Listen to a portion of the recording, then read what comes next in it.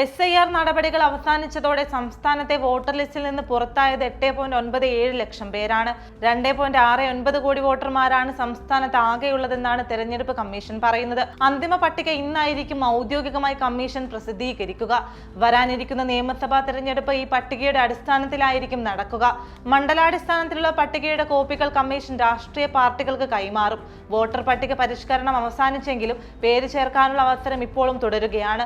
ഫെബ്രുവരി 16 വരെ ലഭിച്ചത് 1.23 ലക്ഷം പുതിയ അപേക്ഷകളാണ്. ഇതിൽ 7421 പ്രവാസികളുടെ അപേക്ഷകളുമുണ്ട്.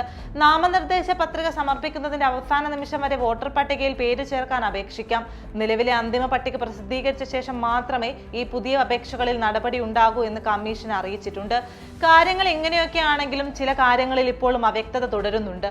വൈകി പേര് ചേർക്കുന്നവർക്ക് 2026 SIR വെയിറ്റേജ് ലഭിക്കുമോ എന്ന കാര്യത്തിൽ തിരഞ്ഞെടുപ്പ് കമ്മീഷൻ ഇതുവരെ കൃത്യമായ വിശദീകരണം നൽകിയിട്ടില്ല.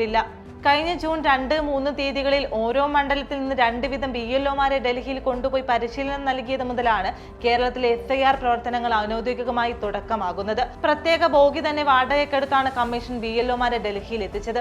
അതേസമയം ബീഹാറിൽ നടക്കുന്നതല്ലാതെ ദേശീയ തലത്തിൽ കമ്മീഷൻ SIR അന്നുവരെ പ്രഖ്യാപിച്ചിരുന്നില്ല.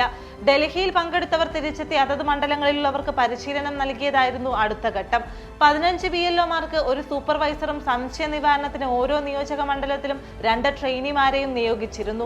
നവംബർ 4-നാണ് കേരളത്തിലെ എന്യൂമറേഷൻ ഫോം വിതരണം ആരംഭിച്ചതെങ്കിലും അതിനു മുമ്പ് തന്നെ BLO ആപ്പ് വഴിയുള്ള മാപ്പിംഗ് ആരംഭിച്ചിരുന്നു.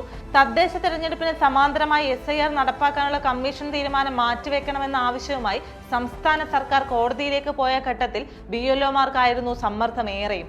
കോടതിയിൽ കേസ് പരിഗണിക്കുന്നതിന് മുമ്പ് വിവരശേഖരണം പൂർത്തിയാക്കാൻ BLOമാരെ നിർബന്ധിക്കുകയും ടാർഗറ്റ് നൽകുകയും ചെയ്തു കമ്മീഷൻ. എന്യൂമറേഷൻ കഴിയുന്നതോടെ BLOമാരുടെ ജോലി കഴിയുമെന്നായിരുന്നു വ്യക്തമാക്കിയതെങ്കിലും ഡ്യൂട്ടി നീട്ടി ഉത്തരവിറക്കുകയായിരുന്നു.